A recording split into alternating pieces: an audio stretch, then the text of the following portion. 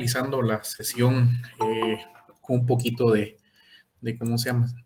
De tiempo, ¿verdad? Entonces, pedirle siempre, por favor, obedezcan a esa instrucción. No créanme que si seguimos las instrucciones desde el principio nos va a ir bien hasta el final, ¿verdad? Para aquellos que no la siguen, pues bueno, y se están incorporando por primera vez a la sección, pues ya se les advierte que, por favor, únicamente por medio del chat del grupo que tenemos de WhatsApp oficial de penal, se les va a estar solicitando que se incorporen. ¿Oye?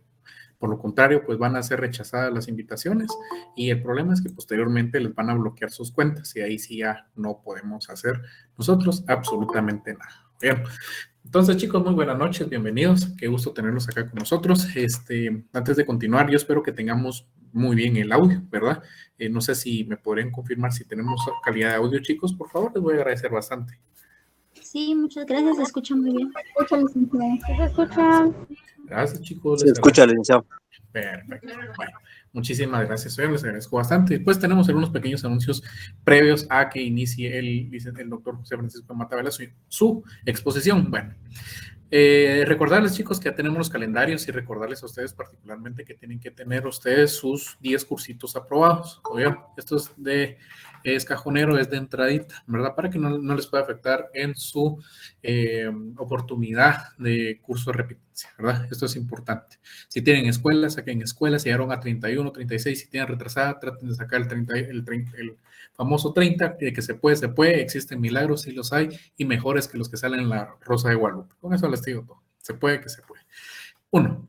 Segundo, chicos, ya tienen ustedes esos calendarios. Segundo, tenemos la situación que efectivamente a través de nuestro señor decano y junta directiva, pues la semana pasada se estuvo platicando sobre la quinta oportunidad para los chicos. Entonces, ya ha sido aprobado esto desde la semana pasada. Por favor, a los chicos, por favor, si ustedes tienen un hermano, algún amigo, algún conocido, por favor, díganle que esté muy anuentes a la página de derecho.club, porfa, ¿oyeron?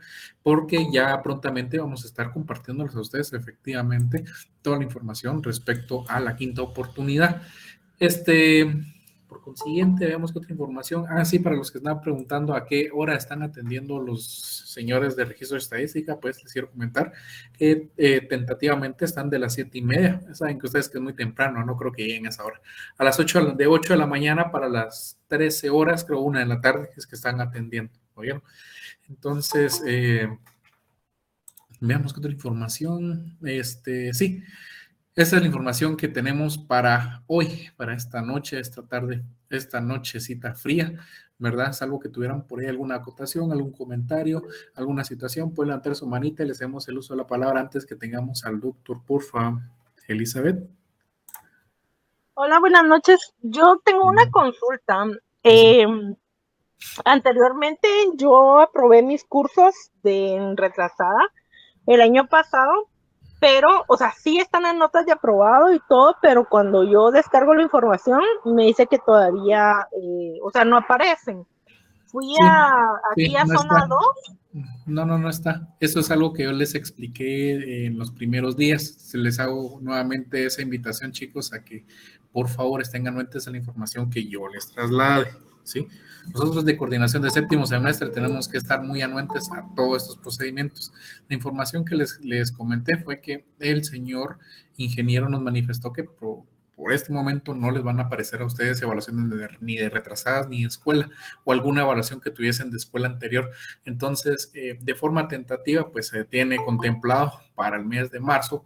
Es mi recomendación que puedan ustedes verificar esta situación, ¿verdad? Si en todo caso no apareciera, cosa que yo creo que no va a suceder, que todo va a estar en orden, pues podrían acercarse allá a la sede que tenemos de CAN, ¿verdad? La sede temporal que tenemos de atención al estudiante, específicamente con procesamiento de datos. ¿Bien?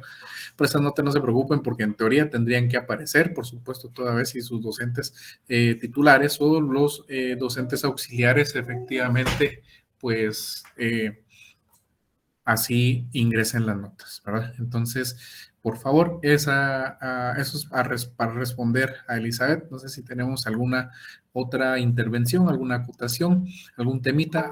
Algo que antes tengamos al doctor y el licenciado Guillermo. Chicos, por favor, los que me estén escribiendo al teléfono, WhatsApp, no les voy a contestar, disculpen ustedes, pero yo siempre he sido así, me gusta acatar las directrices, las instrucciones que tenemos efectivamente de nuestras autoridades, entonces no les voy a estar contestando, únicamente el medio que tenemos de comunicación, creo que ya es de conocimiento general, ¿verdad? Que por ahí es que se les está trasladando toda la información respecto de carácter general o algunas cuestiones importantes de los semestres. ¿Oyeron? Entonces tengan confianza de lo que se les está diciendo en virtud de que viene de junta directiva directamente y de nuestras autoridades de los altos cargos que se tienen. Entonces, por mi parte es lo que yo les puedo informar, les puedo trasladar a esta hora de la noche.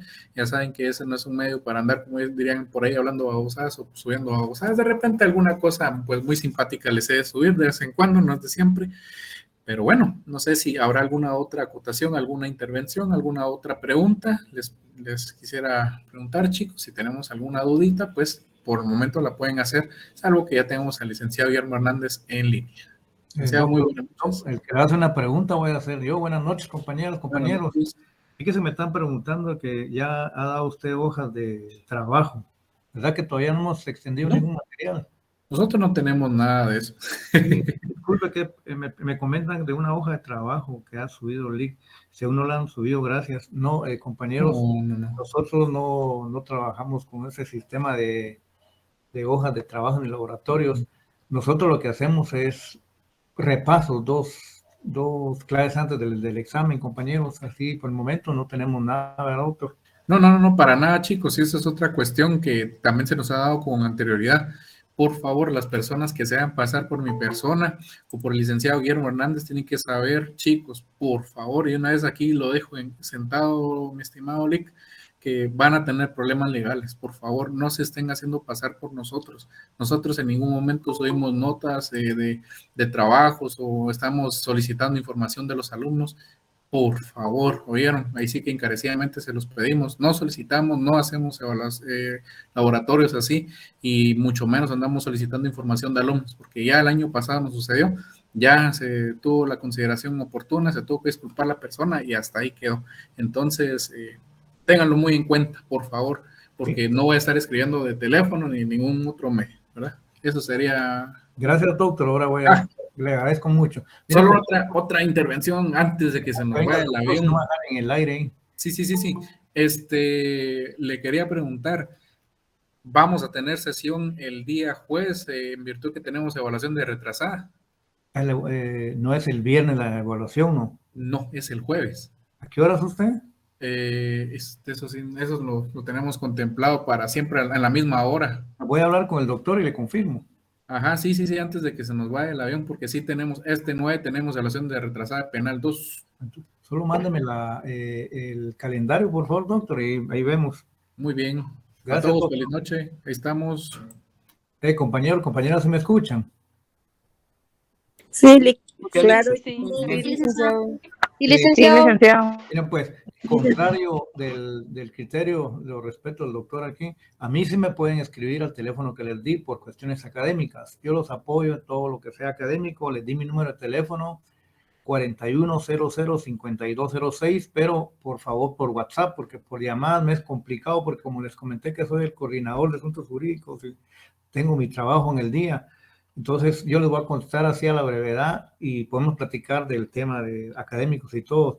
De la misma forma, en la próxima clase yo les voy a compartir en el grupo de WhatsApp la librería y las 2 personas que venden los libros del doctor de Mata, que ellos se los llevan a la puerta de su casa, de despacho, de oficina o de escritorio, por un pequeño recargo. Ellos le van a dar el precio y todo. O sea, yo no vendo libros, únicamente soy como intermediario, pero yo a los compañeros que me apoyan les voy a dar el contacto. Y ese es por las razones que la editora da 100 textos y aquí los distribuimos entre las secciones.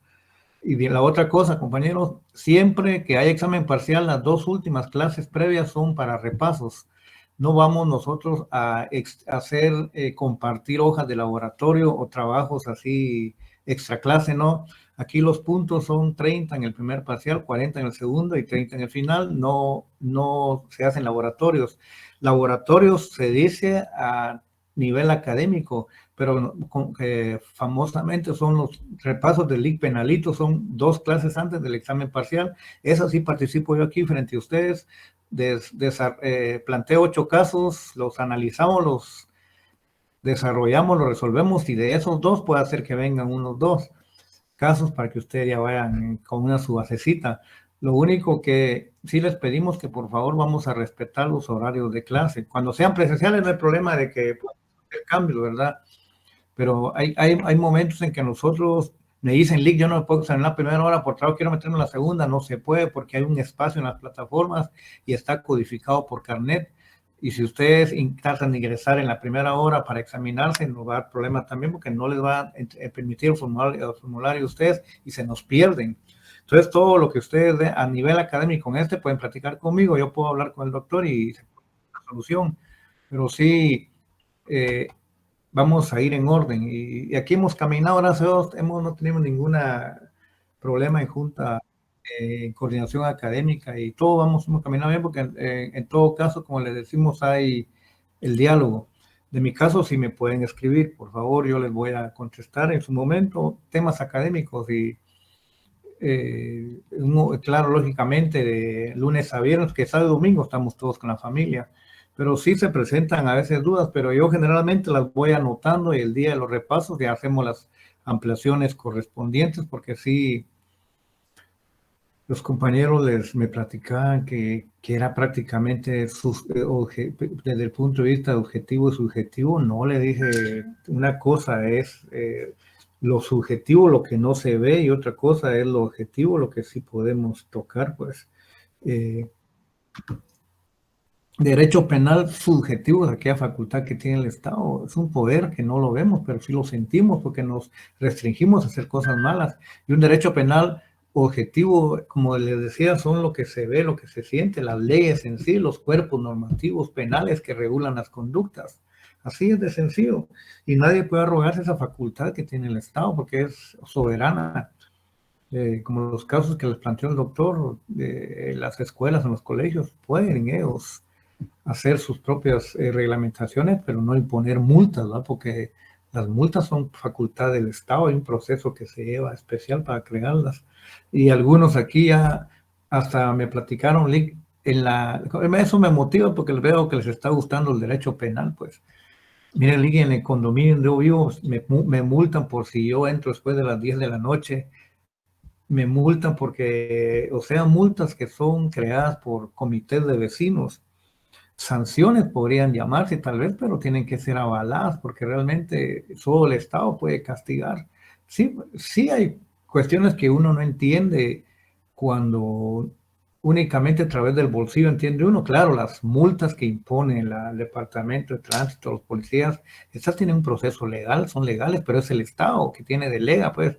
O sea, los particulares, en conclusión, no podemos nosotros imponer castigos que están contemplados. Cuando ustedes vean al final del curso, aquí están de las penas y medidas de seguridad. Compañeros, ahorita estamos estudiando del derecho penal, posteriormente vamos a ver de la ley penal. Este curso de penal 1 es muy bonito, compañeros. Está dividido en 4 grandes campos: del derecho penal como ciencia que están estudiando ustedes, de la ley penal, que son todas las leyes que vamos a leer, la estructura así doctrinaria, de la teoría del delito, que es lo más hermoso de este curso, y de las penas y medidas de seguridad, pero solo vamos a leer del artículo 1 al 122. Carlos, David, todavía tenemos tiempo que el doctor nos permite, dígame por favor. ¿Qué tal? Buenas noches, licenciado. Solo con una consulta, ¿será que sí es válido la penalización o multas que impone algún tipo de bancos con respecto a que uno tenga un atraso o algo así? Vamos a que como ellos...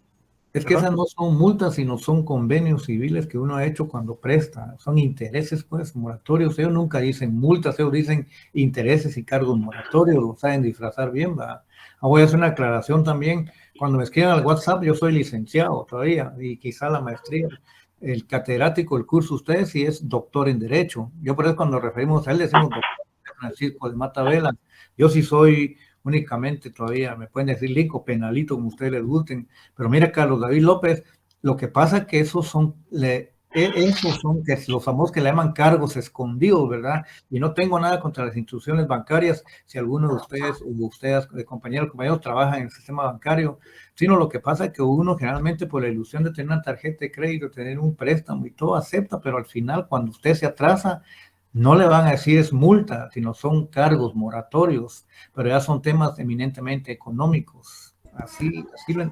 Bueno, y cuando es, por ejemplo, una cancelación de tarjeta o qué sé yo, que uno muchas veces adelanta algo o ya no quiere el servicio y ya quieren ellos brindarle una penalización.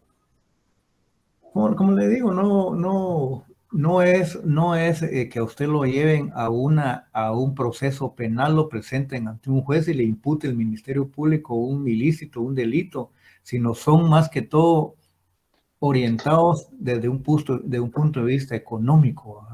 Y es bonito, mire, lo que pasa es que uno debe tener disciplina y cordura y buen manejo de las cuentas, porque los bancos lo apoyan a uno.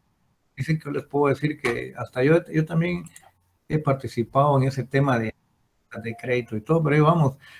Compañeros, por favor, cuando el doctor de Mata esté exponiendo en la clase, vamos por favor a silenciar los micrófonos y nosotros las cámaras para que el doctor exponga su cátedra. Entonces, en el camino vamos a ir ordenando. Compañeros, por favor, doctor, está usted en el tiempo que dejamos en el... Muchas gracias, señor Hernández. Vamos a continuar con el desarrollo de nuestro programa, estimados compañeros, estimadas compañeras, en atención a la agenda que se les envió. Teníamos especialmente dos temas para el día de hoy. Lo relativo a la evolución histórica del derecho penal y luego las escuelas penales. Les comentaba a los compañeros en la sección anterior que pues regularmente cuando uno ve nombres así como evolución histórica o como historia de tal disciplina, pues a veces uno no le pone mucha atención y dice, la historia no mucho me interesa. Pero les comentaba que aquí en derecho penal esto es totalmente diferente. Aquí, si ustedes quieren entender exactamente lo que está pasando en este momento en el derecho penal moderno, en el derecho penal contemporáneo, tienen que estar claros en la apasionante evolución histórica que ha tenido el derecho penal. Porque es importante advertir que la historia del derecho, la evolución histórica del derecho penal, se identifica con la misma evolución histórica de la sociedad, pues así como ha evolucionado la humanidad, ha evolucionado el derecho penal. De tal manera, pues, que vamos a ver, por ejemplo, que los autores regularmente, pues, han decidido dividir la evolución histórica del derecho penal en etapas. Pues para hacerlo pues más rápido y que pueda de alguna manera tener una concepción más clara de parte de quien oye por primera vez ese tipo de análisis. Entonces ellos hablan de época de la venganza privada, época de la venganza divina, época de la venganza pública, periodo humanitario, etapa científica del derecho penal hasta llegar al derecho penal moderno y contemporáneo actualmente. Ahora van a ver ustedes qué interesante es, por ejemplo, la primera, cuando hablamos de la evolución histórica del derecho penal, esa primera etapa, la primera época que se le denomina en los textos época de la venganza privada. Ahí vamos a ver las primeras manifestaciones que se dieron del derecho penal en la evolución histórica de la sociedad misma. En esa época de la venganza privada no había organización social, pues no había Estado, pues ni mucho menos Estado, sino que estamos hablando de cuando las personas en grupos andaban pues sobre la faz de la tierra, en tribus nómadas, Y obviamente que cuando las personas se ofendían o se agredían entre sí, las que se sentían ofendidas o agredidas, pues respondían a esas agresiones, se vengaban, pues. Y esas fueron las primeras manifestaciones de derecho penal, que fueron bastante delicadas porque fue una época bárbara, muy sanguinaria, pues que la gente se cobraba justicia por su propia mano, se vengaba, pues. Eso fue las primeras manifestaciones en la etapa más antigua del derecho penal. Pero vean ustedes, y eso es lo que llama la atención. Si vemos en nuestro derecho penal moderno, en nuestra sociedad moderna y contemporánea, en pleno siglo XXI como estamos ahorita, vean ustedes, se dan todavía manifestaciones de la época de la venganza privada. ¿Qué me dicen ustedes de los linchamientos? Los linchamientos son precisamente una manifestación de la época de la venganza privada, cuando la gente por sí misma quiere cobrar justicia por su propia mano, pues. Y eso es total y absolutamente ilegal. Eso es totalmente ilegal. Nadie absolutamente puede crear ni puede hacer justicia por su propia mano. El ius puniendi, ustedes ya saben que es potestad absoluta del Estado. El ius puniendi, el derecho de castigar, es una facultad, es un derecho, es un atributo propio de la soberanía de los estados. Ninguna persona, ni individual ni jurídica, nadie puede cobrarse justicia por propia mano. Pero vean qué interesante, porque esa fue la primera manifestación de la época antigua, antiquísima de derecho penal, que era una época, pues, denominada época de la venganza privada o época bárbara del derecho penal, porque, pues, eso de cobrarse justicia por propia mano o de vengarse de lo que otro le había hecho a una persona o a un grupo de personas, tenía una reacción y se mantenían obviamente en situaciones conflictivas, pues, bastante sanguinarias. El extremo de esta época de la venganza privada es que la ley del talión, ustedes han oído hablar de ella, ojo por ojo y diente por diente, oigan lo que voy a decir, la ley del talión fue un paliativo para la época de la venganza privada. Imagínense hasta dónde estaba esa época de sanguinaria. Entonces la ley del talión se aplicó y ya no, solo ojo por ojo, solo diente por diente, no más allá. Imagínense, la ley del talión paliativo. De tal manera, pues, que eso es, o así principia a manifestarse, pues, lo que ahora conocemos como derecho penal. Luego, pues, al final también en esa misma etapa, pues, se dio a veces lo que se denominaba la composición, que era a través de la cual, pues, el ofensor o su familia, pues, entregaban al ofendido los suyos, pues cierta cantidad de bienes y todo por lo que habían hecho. Esa fue, digamos, una primera época en la etapa, en la evolución del derecho penal. Luego, una segunda que se le denomina época de la venganza divina. Esto es bien interesante. ¿Por qué? Porque ante la barbarie y las barbaridades que se cometían en la época de la venganza privada, los líderes religiosos, que eran pues los que se consideraban los representantes de Dios en la tierra, dijeron, miren, esto no puede ser así, pues, de verdad que la situación que se da de cobrarse justicia por propia mano es una situación de barbarie. Y si bien es cierto, Dios es el único que puede, pues, hacer justicia en el cielo y juzgar en el cielo, pues los representantes de Dios en la tierra debemos de colaborar para hacerlo aquí.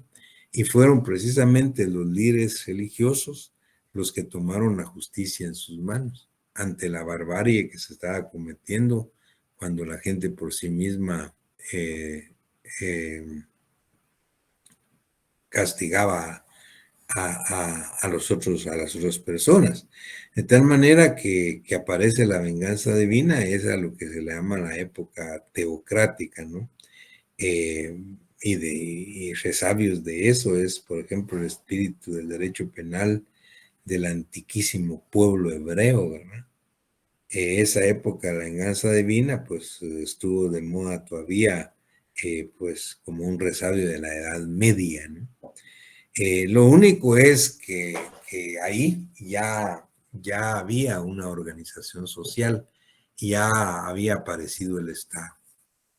Y es precisamente cuando aparece organizadamente el Estado, cuando el Estado advierte pues que ni las personas ni nadie más puede arrogarse el derecho de hacer justicia y castigar más que el Estado mismo, como representantes pues, de las poblaciones, del pueblo, y es donde aparecen ya organizado el Estado, y a partir de ahí el monopolio de derecho penal en manos del Estado, en manos del Estado. Sin embargo, también hay que advertir que el Estado, esas primeras manifestaciones de derecho penal por parte del Estado, pues eran totalmente arbitrarias, ¿verdad? Es decir, no habían métodos, no habían normas que regularan la proporcionalidad de las penas o los castigos con los actos que se estaban juzgando. De tal manera que el derecho penal y las mismas penas se impartían de manera totalmente arbitraria, al extremo que en aquella época de la venganza pública, por eso se le llamó así, época de la venganza pública, porque era ya el Estado el que tenía el derecho penal, pero pues se aplicaba pues de manera totalmente autocrática. Les decía, se castigaban conductas que hoy no son ni siquiera delictivas, pero en ese momento se castigaba con penas, las penas más severas. Por ejemplo, se aplicaba la pena de muerte a través del despeñamiento, de la horca, por el delito de magia, por ejemplo, o de hechicería, que hoy no son conductas ni siquiera delictivas. Y en ese momento, pues por ese tipo de conductas se aplicaba la pena de muerte. De tal manera que esa época de la venganza pública, pues que se da especialmente del siglo XV al siglo XVIII, pues es una época totalmente también bastante bárbara y sanguinaria. Es precisamente a raíz de eso que principia a nacer una corriente en Europa, especialmente en Francia, denominada el iluminismo. El iluminismo con filósofos de aquel entonces como Montesquieu, Voltaire, Rousseau, por ejemplo, y todos estos personajes que fueron los que, con los que hicieron la corriente iluminista, que fueron la base o el preámbulo de la Revolución Francesa. Pero también lo más importante acá es en el periodo denominado humanitario, es que aparece el libro, el primer libro escrito por César Bonesana. César Bonesana, llamado el Marqués de Beccaria, y escribe un libro que se llama De los delitos y de las penas, un libro pequeñito, todavía anda por ahí. Miren qué importante es, pues si ustedes lo pueden analizar y leer. César Bonesana lo escribe cuando todavía no había cumplido él ni siquiera 25 años. Era un marqués, el marqués de Beccaria, muy obviamente comprometido con todos los temas de la justicia, y escribe ese su primer libro, que en el periodo humanitario pues se consideró el principio de la etapa científica del derecho penal, porque el libro que César Bonesana escribe de los delitos y de las penas prácticamente es un alegato contra la arbitrariedad del Estado en la imposición de las penas. Penas muy severas, castigos muy duros para pues conductas que no eran tan graves, decía yo, como pues ahora, pues en ese momento se consideraban gravísimas, de hechicería, la magia, por ejemplo.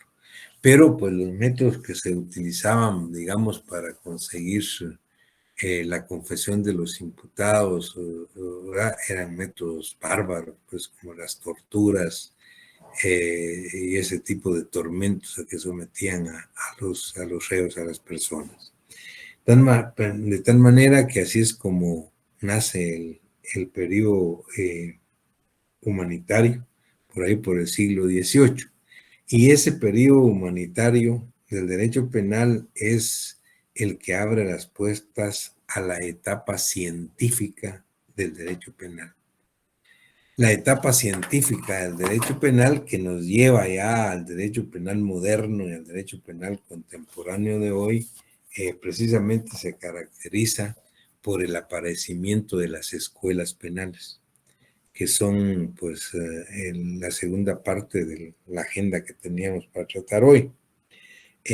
Las escuelas del derecho penal. Y les pues comentaba a los compañeros en la otra sección que cuando hablamos de escuelas del derecho penal, por supuesto que no estamos pensando en edificios o en construcciones, ¿no? Las escuelas ¿qué son las escuelas de derecho penal?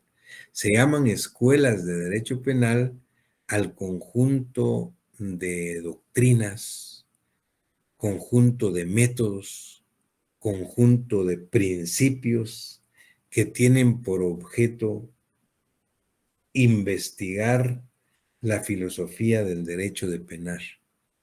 Conjunto de principios, de métodos, de escuelas que tienen por objeto investigar la legitimidad del jus puniendi del Estado, la naturaleza del delito, la naturaleza de la pena. A eso se le llaman escuelas del derecho penal.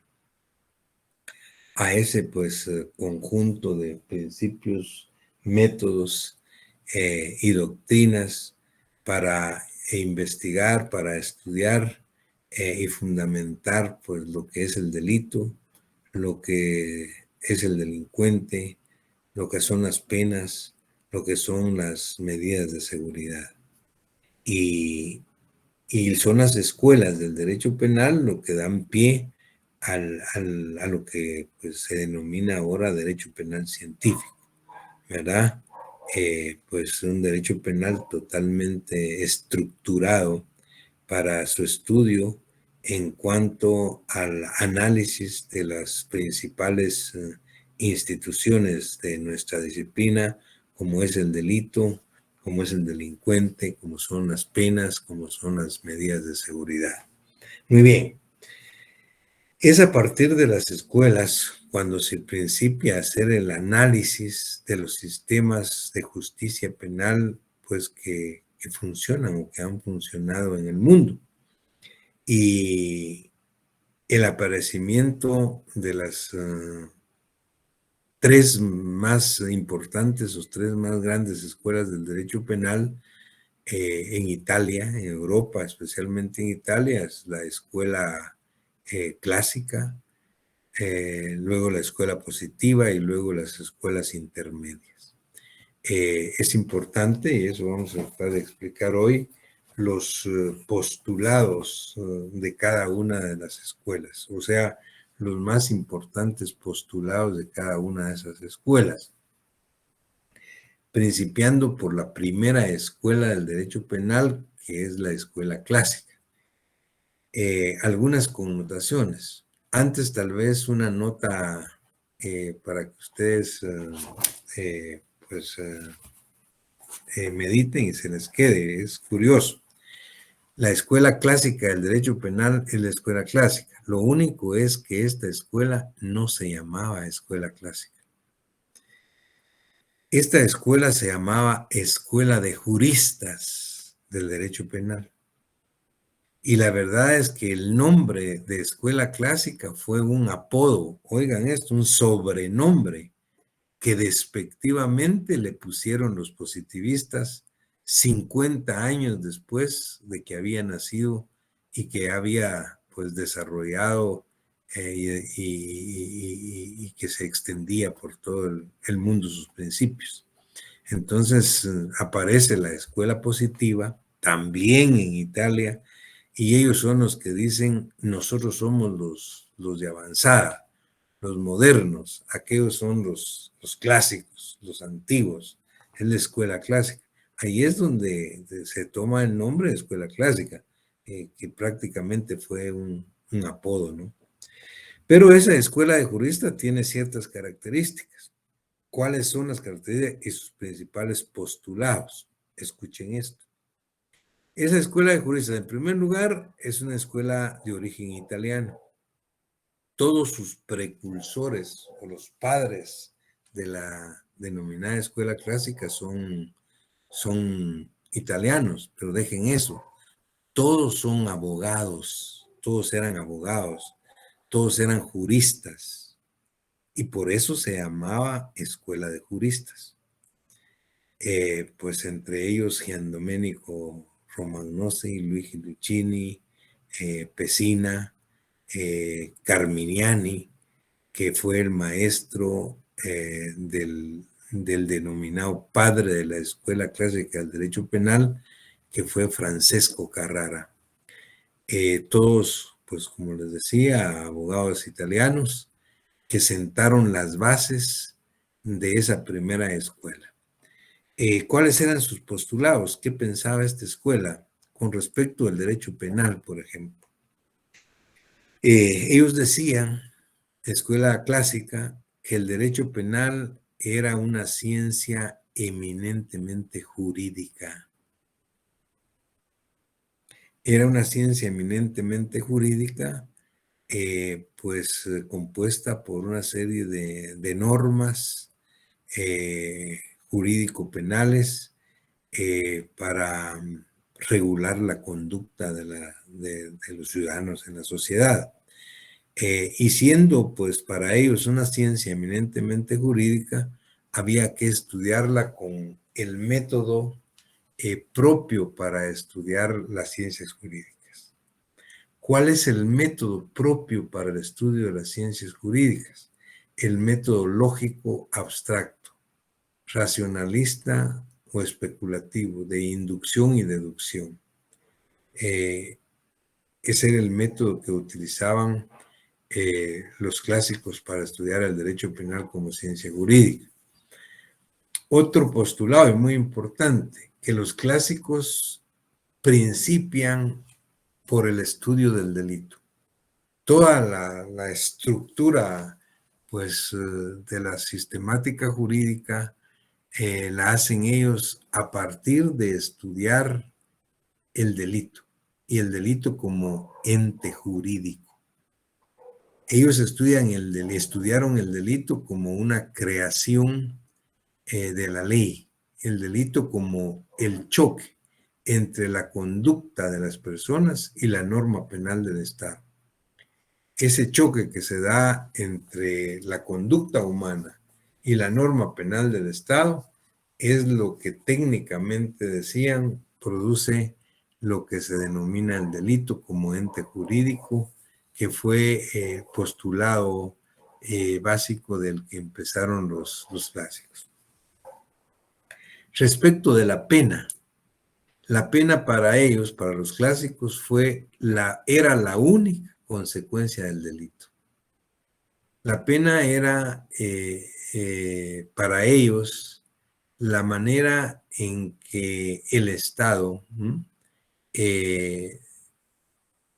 resarcía, digamos, los daños que el sujeto que violaba la norma penal, pues se hacía acreedor. La pena como castigo, pues. Pues recuerden ustedes lo que les decía la teoría de la retribución, quien la hace la paga. Entonces, para ellos la pena era un mal necesario que imponía el Estado a quienes cometían un delito. La pena como la única consecuencia del delito. Ahora, ¿qué pensaban ellos de el delincuente? Algunas veces se dijo o se les criticaba de que los clásicos se habían olvidado del estudio del delincuente. Y todo porque los positivistas, vamos a ver, los positivistas principiaron a estudiar el derecho penal a partir no del delito, sino del delincuente, y le pusieron mucha atención. En contrario senso, los clásicos, la escuela clásica principia a través del estudio del delito como ente jurídico. Y respecto del delincuente, bueno, los clásicos consideraron que habían dos clases de sujetos que cometían delitos.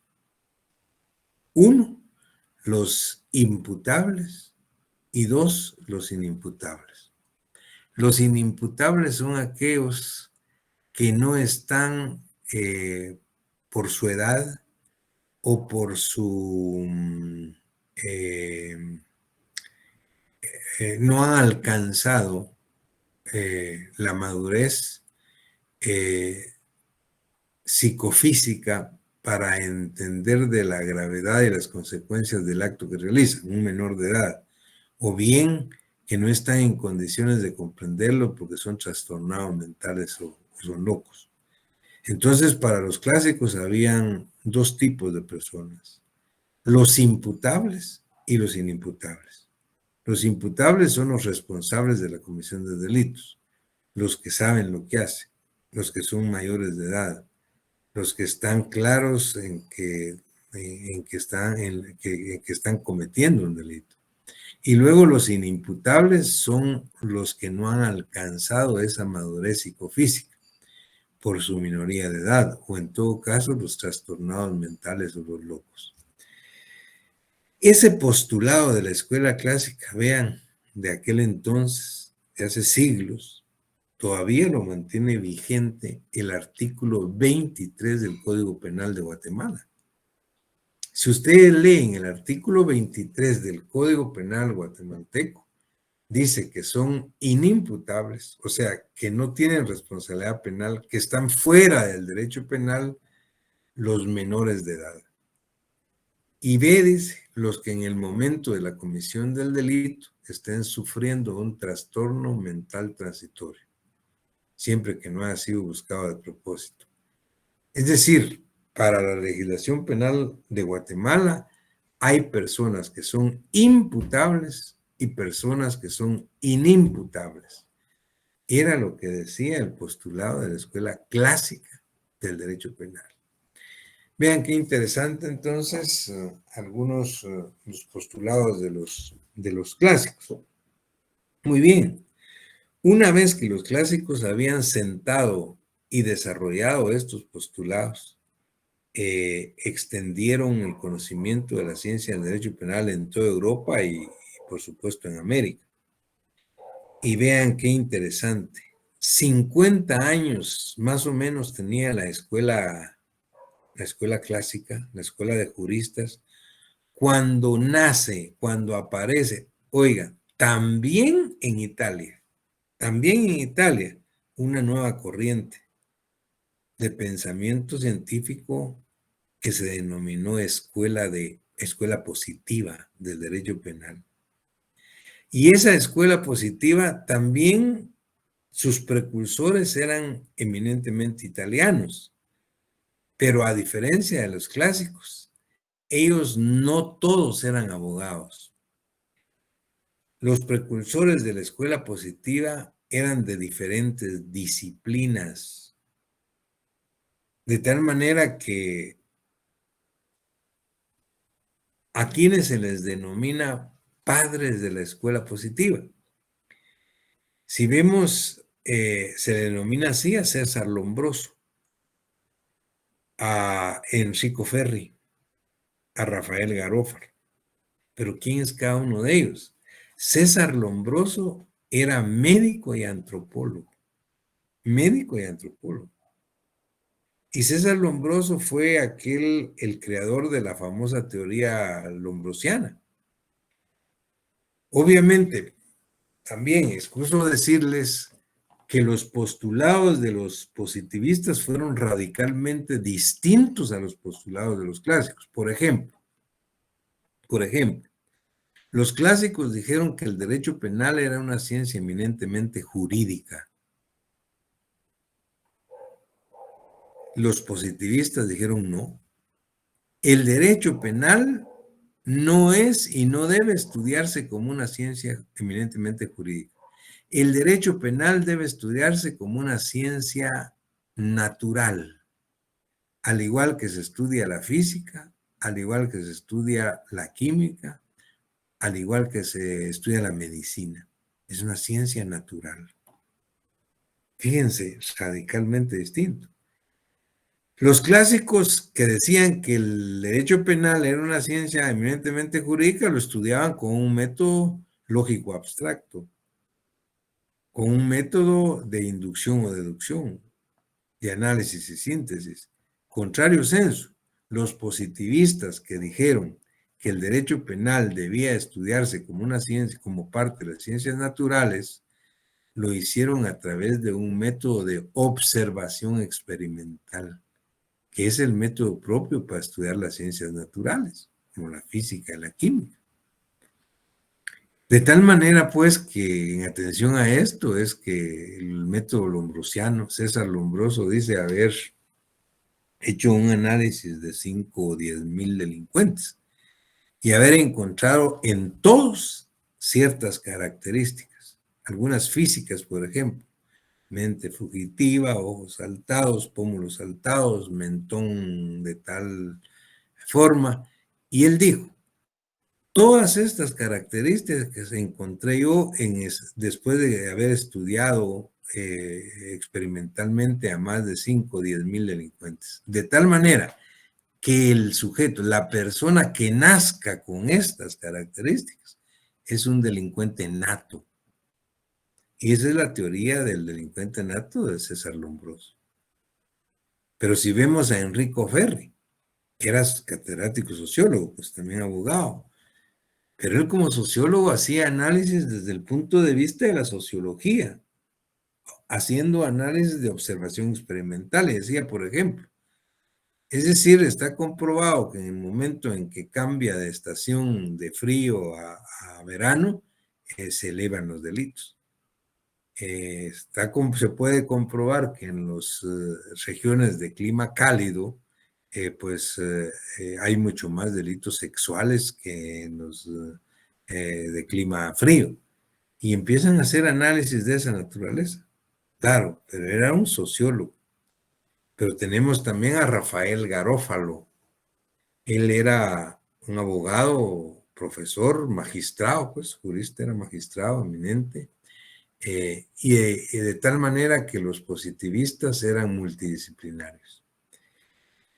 Los positivistas no partieron para construir toda la estructura del derecho penal, no partieron del delito, de estudiar el delito como ente jurídico. Ellos partieron de estudiar al que comete el delito, partieron de estudiar al delincuente. Partieron de estudiar al delincuente. Y para ellos el delito como tal no era un fenómeno jurídico como los clásicos. El delito lo consideraban como un fenómeno natural, como un fenómeno social. ¿Y qué pasó con la pena?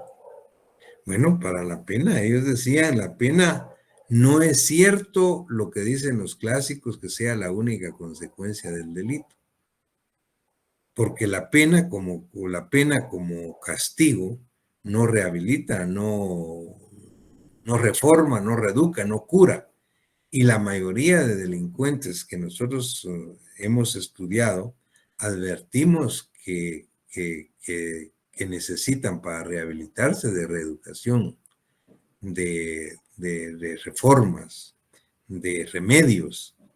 Entonces, la pena no es cierto que sea la única consecuencia de ello. Ellos crearon lo que se llaman las medidas de seguridad. Y con las medidas de seguridad ellos creían que podían prevenir la comisión de delitos y rehabilitar al delincuente. O sea, los clásicos entonces tenían con respecto no solo la pena, sino las medidas de seguridad. Y los positivistas, perdón. ¿Qué pensaban los positivistas del delincuente?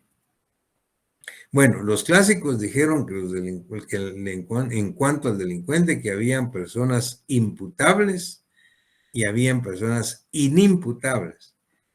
En cambio, los positivistas dijeron, no. Para nosotros, los positivistas, todos los seres humanos son imputables.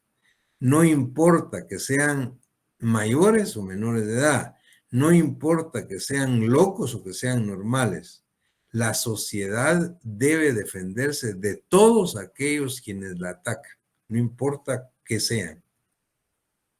Y planteaban ejemplos pues para que advirtieran lo equivocado a los otros. Decían, por ejemplo, para los clásicos los menores de edad son inimputables, pero no, decían ellos, el hecho de que de un menor de edad, de alguien de 10 años vea con una pistola disparando, no quiere decir que porque tenga 10 años no mate. El hecho de que el que venga disparando esté loco, no quiere decir porque ser loco no va a causar daño, ni va a lesionar, ni va a matar. O sea, la sociedad debe defenderse de todos aquellos que la atacan. Entonces, para los positivistas, todos los sujetos son imputables. Y esos eran los postulados de la escuela positiva. Ahora, luego que los positivistas, 50 años después, salen o emergen con esos postulados radicalmente distintos, dicen que prácticamente hacen caer en crisis al derecho penal. ¿Por qué? Porque entonces, ¿a quién creerle, pues? ¿A los clásicos o a los positivistas? ¿Quién tiene la razón? ¿La escuela clásica, la escuela judía o la escuela positiva? Y empiezan los debates y las discusiones. El problema es que esto, pues, obviamente, empiezan las situaciones dentro de las instancias, pues, no solo académicas, intelectuales, sino también entre las instituciones jurídicas. Por ejemplo, bueno, ¿a quién le creemos? ¿Cómo legislar de mejor manera? Y ese debate, pues aún se mantiene. Aún se mantiene. Los grandes problemas, digamos las contradicciones que hay entre el derecho penal como tal y la criminología como tal, son parte de las contradicciones que tuvo la escuela clásica y la escuela positiva. En ese sentido, pues como el derecho penal identificándose un poco más con la escuela de juristas, con la escuela clásica, mientras que la criminología, ya vamos a estudiar en su momento, se identifica mucho pues con la escuela positiva, de multidisciplinaria, sintética, etc. Lo cierto es que esa discusión, esa lucha entre las dos escuelas, entre los diferentes tratadistas, es precisamente lo que da paso a que nazcan las escuelas intermedias del derecho penal. Y que abren la posibilidad del estudio del derecho penal moderno y contemporáneo. Entonces, ¿qué son las escuelas intermedias? Las escuelas intermedias son aquellas que toman postulados, criterios, tanto de la escuela clásica como de la escuela positiva, y empiezan a hacer análisis, pues, y toman para sí, digamos, lo que les creen es más conveniente cada una de las escuelas. Y así es como nace la terza escuela italiana. ¿Y por qué terza? Porque es la tercera. La primera fue la de juristas, que fue italiana. La segunda fueron los positivistas, que fueron italianos. En la tercera escuela italiana, que fue una escuela intermedia. La escuela sociológica francesa, por ejemplo, es una escuela intermedia. La escuela técnica jurídica alemana, por ejemplo, son escuelas intermedias, pues, para ir analizando los postulados de la disciplina de derecho penal. Muy bien, vean ustedes entonces qué importante es advertir la evolución histórica del derecho penal desde que aparece en sus manifestaciones más rudimentarias hasta el derecho penal moderno contemporáneo que vamos a estudiar ahora, pasando por las escuelas que son el principio del estudio del derecho penal científico. Con esto, pues, estamos finalizando nuestra agenda de hoy, dándole las gracias. Espero haberlos motivado para que ustedes puedan seguir indagando sobre esto. Que estén muy bien y nos vemos el jueves en la próxima clase. Buenas noches. Gracias, licenciado. Feliz noche, licenciado. Muchísimas gracias. Feliz noche. Noche, licenciado. Noches, licenciado. Doctor. Noche, doctor.